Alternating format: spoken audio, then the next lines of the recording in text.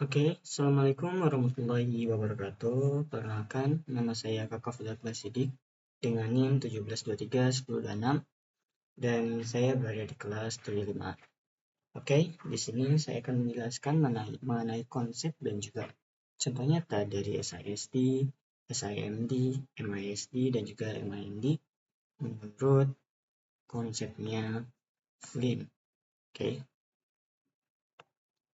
Oke. Menurut Flynn, taksonomi membagi arsitektur komputer berdasarkan jumlah alur instruksi dan juga alur data yang diproses secara bersama. Nah, yang pertama kan ada SISD. Nah, SISD sendiri adalah singkatan dari Single Instruction Single Data, di mana artinya hanya ada satu instruksi yang dijalankan pada satu data dalam satu waktu. Nah, sistem ini tuh bersifat sekuensial atau bertahap. Jadi nggak bisa cekcok gitu atau nggak bisa bersamaan dikerjakannya. Jadi kalau ada satu data itu dulu yang dikerjakan instruksi itu dulu.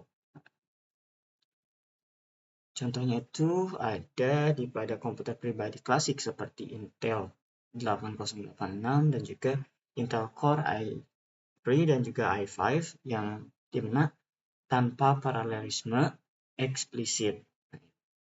Tipenya itu yang itu. Ini tuh sederhana tapi stabil dan mudah dipahami. Nah, yang kedua ada SIMD. Nah, SIMD sendiri itu juga adalah Single Instruction Multi-Type Data. Nah, pada arsitektur ini, satu instruksi yang sama dijalankan pada banyak data secara bersamaan. Nah, ini tuh sangat cocok untuk operasi paralel, seperti pengolahan gambar, ataupun data matriks yang besar. Nah, contohnya itu adalah GPU, seperti NVIDIA GeForce ataupun prosesor vector array. Inilah teknologi di balik komputasi paralel modern. Nah, yang ketiga ada MISD. Nah, MISD sendiri adalah singkatan dari Multi-Type Instruction Single Data. Nah, dalam sistem ini banyak instruksi yang berbeda dijalankan pada data yang sama. Nah, arsitektur ini jarang digunakan dalam praktik karena kompleksitasnya.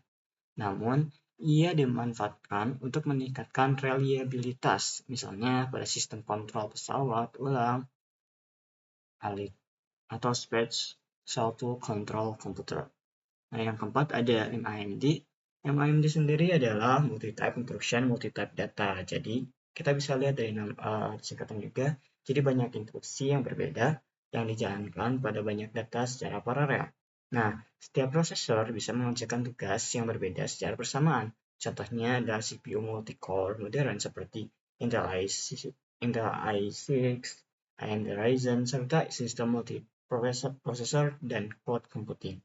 Inilah dasar dari komputer multitasking dan distribusi sistem. Nah, di sini ada perbedaan utama.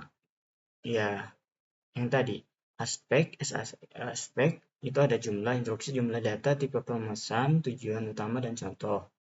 Nah, SISD ada satu instruksi dan jumlah datanya satu. Nah, tipenya itu sekuensial dan tujuannya utamanya itu adalah kesederhanaan.